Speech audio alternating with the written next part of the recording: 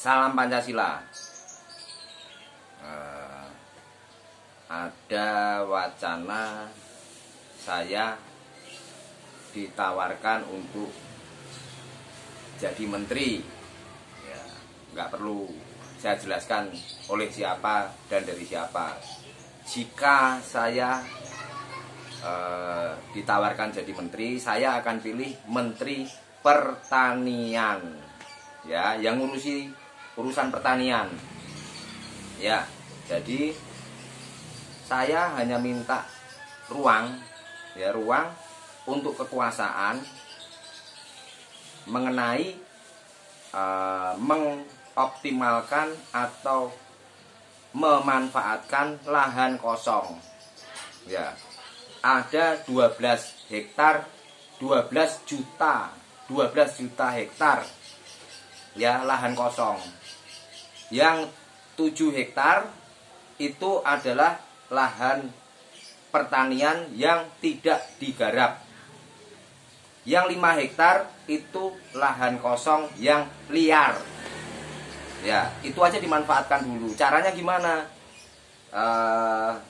Para buruh pertanian, ya buruh pertanian dulu.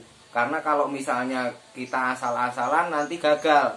Jadi buruh pertanian, buruh yang sudah bertani dengan menggarap lahan milik orang lain atau milik bos. Ya. Nah, itu kita tawarkan untuk menggarap lahan pemerintah. Ya, yang biasanya dia dengan bos itu dijajah atau dikendalikan, ya kan? Dengan pemerintah ini dikasih lahan. Ya, misalnya per orang itu 1 hektar atau setengah hektar atau seperempat hektar, yang penting dimanfaatkan untuk bercocok tanam. Ya, apa aja, bercocok tanam apa aja silahkan aja. Kecuali tanaman-tanaman terlarang ya nggak boleh. Nah, diutamakan padi. Ya, karena kan setiap tahun, setiap ganti tahun itu selalu yang kita rasakan itu beras naik, swasembada pangan itu dulu. Ya, jadi bagaimana lahan kosong tadi, lahan yang tidak dimanfaatkan atau lahan terbengkalai tadi dimanfaatkan untuk digarap oleh petani. Petaninya siapa? Ya jangan para penguasa tani. Pak Haji yang punya ribuan hektar, puluhan hektar dikasih, jangan.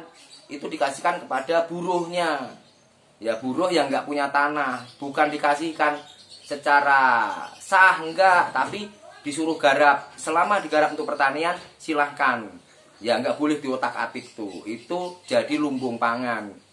Ya sederhana sebetulnya. Saya rasa orang-orang juga bisalah berpikir tentang itu, tapi nggak tahu kenapa mereka nggak bisa laksanakan gitu. Kalau saya berpikir saya perlu dukungan kekuasaan untuk melakukan itu.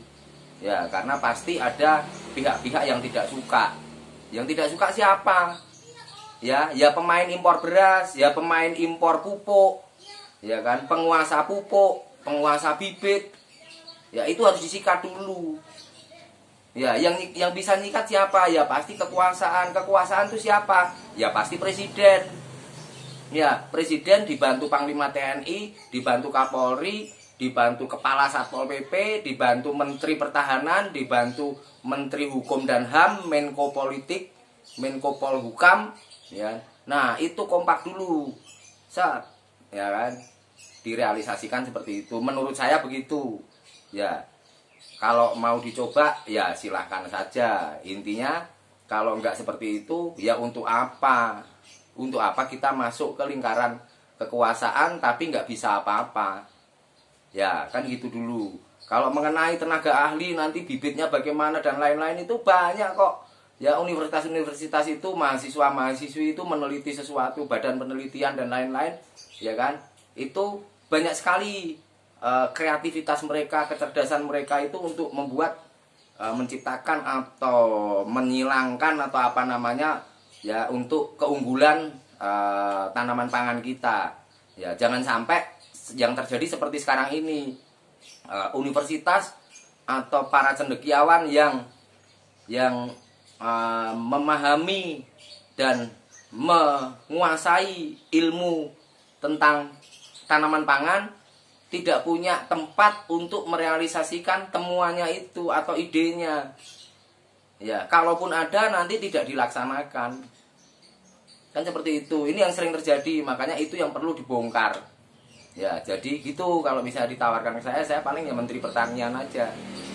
Ya, oke. Merdeka. Merdeka pangan Indonesia.